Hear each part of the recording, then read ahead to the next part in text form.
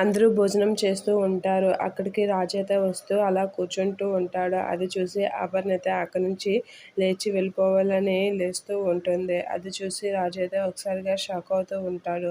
అపర్ణ అయితే అలా చూస్తూ ఒకసారిగా లేచి భోజనం తినకుండా వెళ్ళిపోతూ ఉంటుంది. దాన్ని రాజు అయితే వాళ్ళ అమ్మని చేపట్టుకుని ఆపి, ఎందుకమ్మా వెళ్ళిపోతున్నావు, తిను అని అంటూ ఉంటాడు. ఆ మాటలకి నాకు కడుపు నిండిపోయింది, నేను తిన్ను అని చెప్పి అపర్ణ అంటుంది. భోజనం చేయకుండా వెళ్ళాల్సింది నువ్వు కాదు నేను అని చెప్పి, నేనే ఇక్కడి నుంచి వెళ్ళిపోతానని చెప్పి రాజు అక్కడి నుంచి వెళ్ళిపోతాడు. అది చూసి అపర్ణ అయితే మాట్లాడకుండా అలా ఉండిపోతూ ఉంటుంది.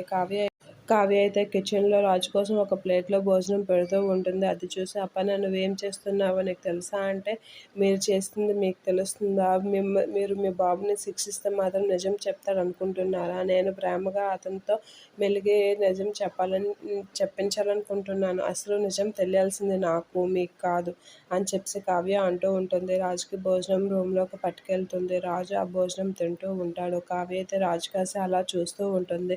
రాజు కూడా కావ్య కాసి అలా చూస్తూ ఉండిపోతూ ఉంటాడు. ఏంటి అలా చూస్తున్నావు అని అంటే, ఏం లేదులేండి మీరు భోజనం చేయండి అని కావ్య అంటుంది. సరే అని రాజు భోజనం చేస్తూ ఉంటాడు.